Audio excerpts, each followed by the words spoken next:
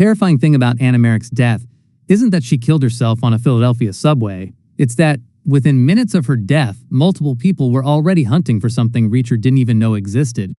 Anna walks onto that train looking terrified. Reacher notices that something is wrong, and for a brief moment, it seems like the obvious danger is a bomb.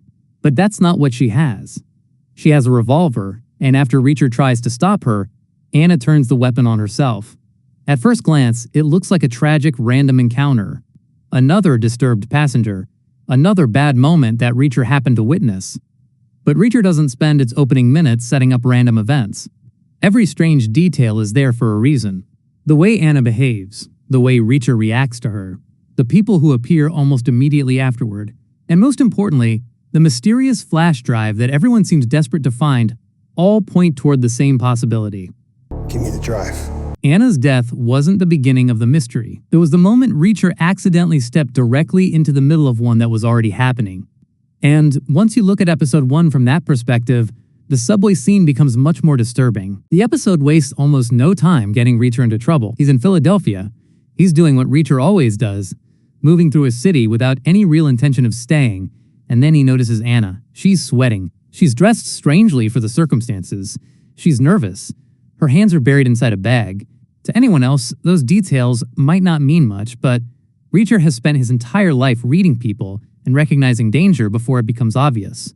His first conclusion is that Anna could be carrying a bomb. That's important because Reacher doesn't immediately know what she's planning to do. He's reacting to the information available to him in that moment. He sees a frightened woman behaving like someone under extreme pressure, and he tries to intervene. But Anna doesn't pull out an explosive. She pulls out a revolver and kills herself. That single decision completely changes the nature of the mystery. If Anna simply wanted to die, why go through all the behavior that made Reacher notice her in the first place? Why enter that particular subway car? Why allow herself to be close enough for a stranger like Reacher to intervene?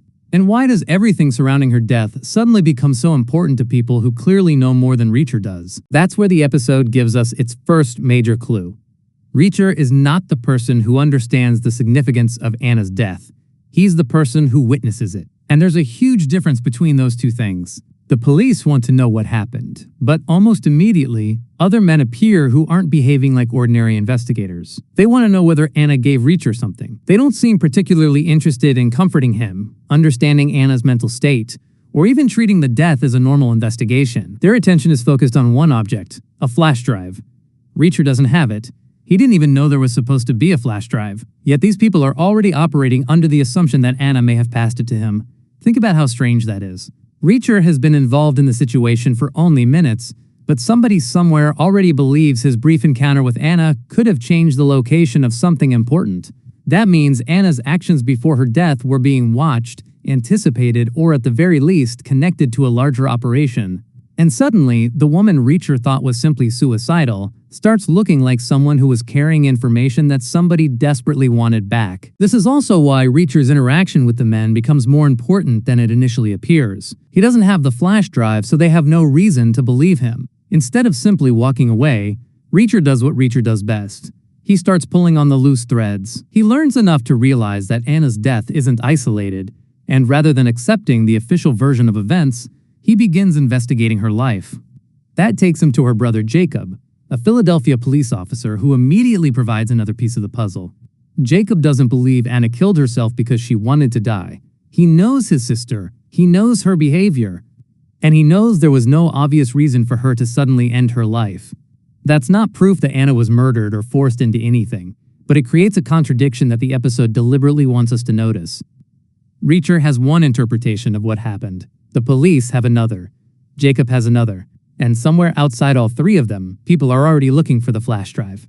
Then there's Anna's son, Ben. At first, he seems like a family detail designed to give Jacob an emotional reason to keep looking into his sister's death. But Reacher rarely introduces a missing person simply to create emotional weight. Ben's disappearance makes Anna's situation more complicated, because it suggests that whatever was happening around her wasn't limited to the subway. There were consequences reaching into her personal life before Reacher ever arrived. And that's the question the episode keeps quietly pushing toward. How long had Anna been in danger?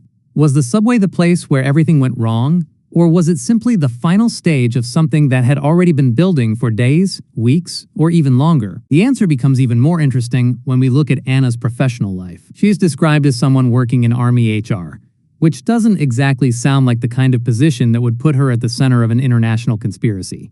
And that's probably the point. The episode initially presents her as an ordinary government employee whose life suddenly went off the rails. But then the details begin to shift. Anna was connected to the Pentagon. There are questions about her access, there are questions about what she was doing before she died. And eventually, an abandoned car and a duplicate Pentagon identification badge make the situation much harder to explain. A duplicate badge is not the sort of detail you throw into a story by accident. It tells us that Anna had access, or at least attempted to have access, to places and information that weren't part of the ordinary life everyone around her thought she was living.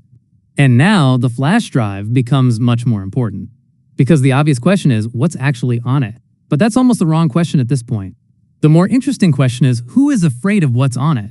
The episode introduces people willing to chase, threaten, and eventually kill over the possibility that this drive might change hands.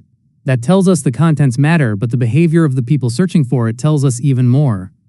Information isn't dangerous because it exists. Information becomes dangerous when powerful people are desperate to keep it from becoming public.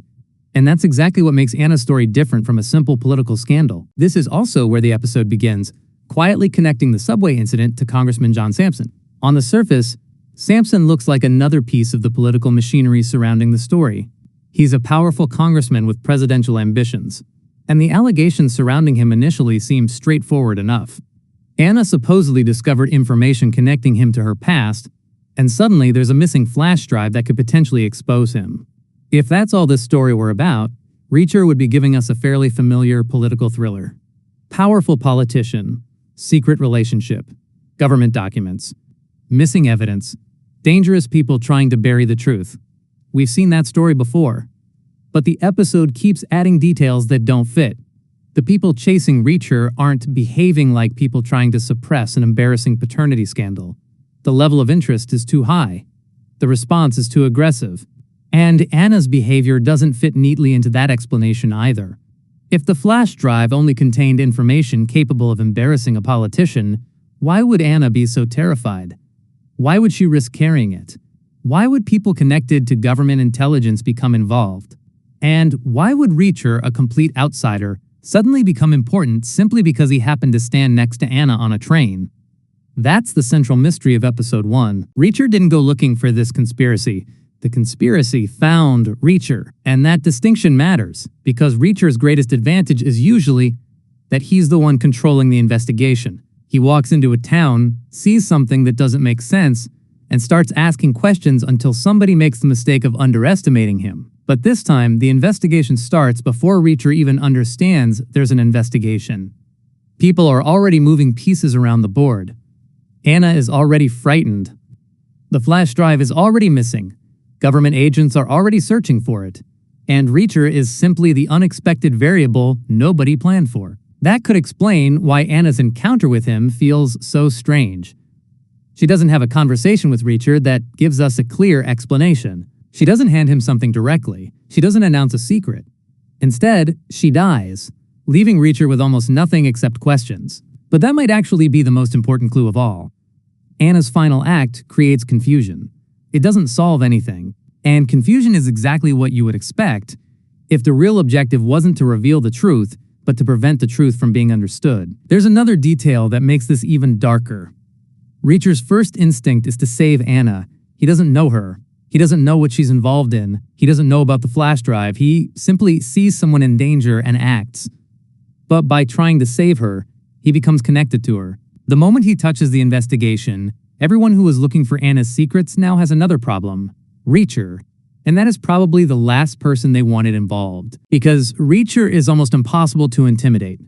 You can threaten him, you can follow him, you can lie to him, you can put him in a room with armed men. None of that guarantees he'll back away. In fact, it usually guarantees the opposite. Every attempt to shut down the mystery gives him another reason to keep digging. So Anna's death doesn't end the investigation. It creates the perfect person to continue it. And that's why I don't think the most important clue in episode 1 is the flash drive itself. It's the reaction to the flash drive. Nobody knows exactly where it is. Reacher doesn't have it. Anna is dead. Yet suddenly there are people willing to risk everything to recover it. That means the drive represents something much larger than a piece of digital evidence.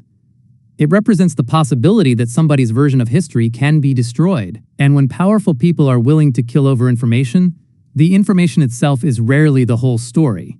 There is always something behind it. Anna Merrick may have known that. Maybe that's why she looked terrified before she ever pulled the gun. Maybe that's why she chose that moment to step onto that subway. And maybe that's why the person who happened to notice her was Jack Reacher.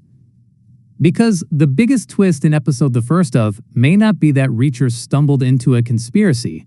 It may be that Anna's final moments were the mechanism that pulled him into it. The episode wants us to look at Anna and ask why she died. But the better question is, what happened before she died? Who was she running from? What did she know? How did she get access to information she apparently wasn't supposed to have? Why was a Pentagon identification badge hidden in her life? And why were people already searching for a flash drive immediately after her death? Those questions are more important than the official explanation, because every answer leads back to the same uncomfortable possibility. Anna wasn't simply carrying a secret. She was carrying something somebody believed could destroy them. And if that's true, then Reacher's Philadelphia story has barely started. Because Anna's death isn't the mystery.